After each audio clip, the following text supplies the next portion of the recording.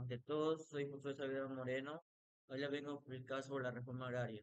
La reforma agraria es un conjunto de medidas políticas, económicas y logísticas. Y si nosotros llevamos esto acá a la década de 50, la gente del campo viajó a las ciudades, ya que esto hubo muchos conflictos en la zona de los mercados, de los negocios, ya que hubo mucha gente buscando trabajo. Y esto ocasionó un cinturón de pobreza. Bueno, profe, esto si llevamos a ver en la actualidad es un poco diferente, ya que ahorita hay clases sociales, como el presidente, todo eso, profe, son diferentes personas que tienen mucho dinero y hay personas que tienen poco. Entonces así fue en la década de 50, fueron personas que tenían y no tenían, y esto llevó a muchos conflictos.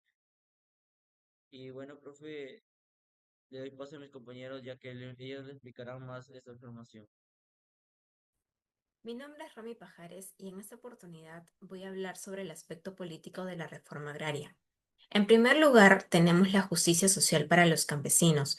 Esta reforma fue vista como un acto social de justicia para los campesinos, quienes habían sido explotados por los terratenientes, lo que les otorgó reconocimiento en la sociedad. Tenemos el fortalecimiento de la participación campesina.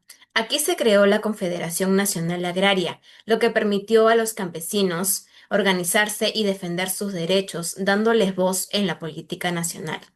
Tenemos la inclusión política del campesinado, a lo que antes eran excluidos de la vida política. La reducción de factores políticos. Los campesinos ya no tenían que someterse a favores políticos para obtener beneficios por parte de los hacendados.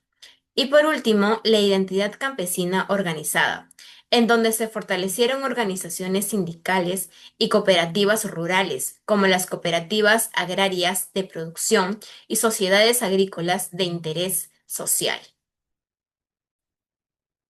Aspectos económicos de la reforma agraria. El primer aspecto, la redistribución de la propiedad de la tierra.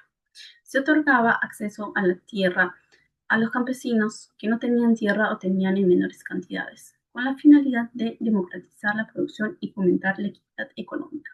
El segundo aspecto, el incremento de la productividad agrícola. Los nuevos propietarios trabajaban sus parcelas con una mayor eficiencia al tener un interés directo en su productividad.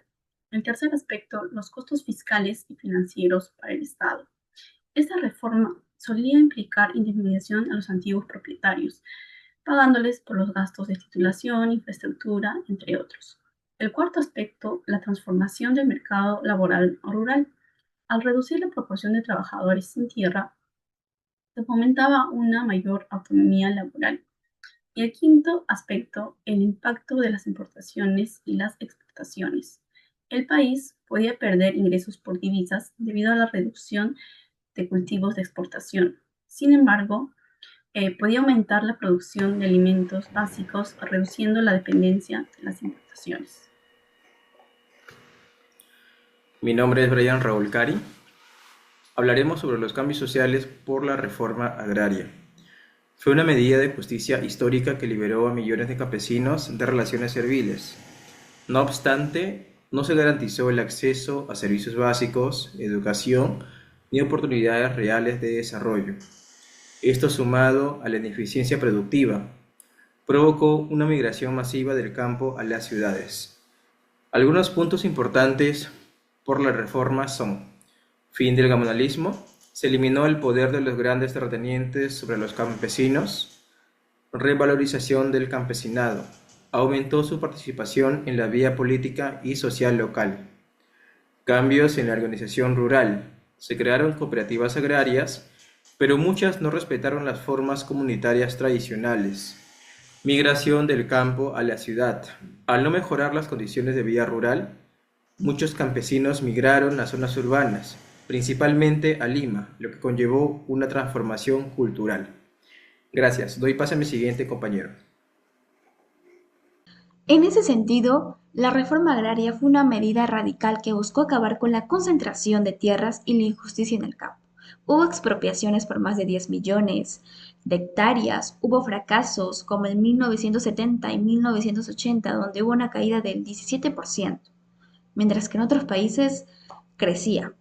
En lo social, hubo muchas décadas después donde se registraron menores niveles de educación. Y a pesar de todo esto, esta reforma permitió terminar con el comunalismo, otorgó tierras a muchos campesinos, abrió puertas a los derechos como el voto para el analfabetos en 1979, ayudó a evitar conflictos como los que se vivió en Colombia.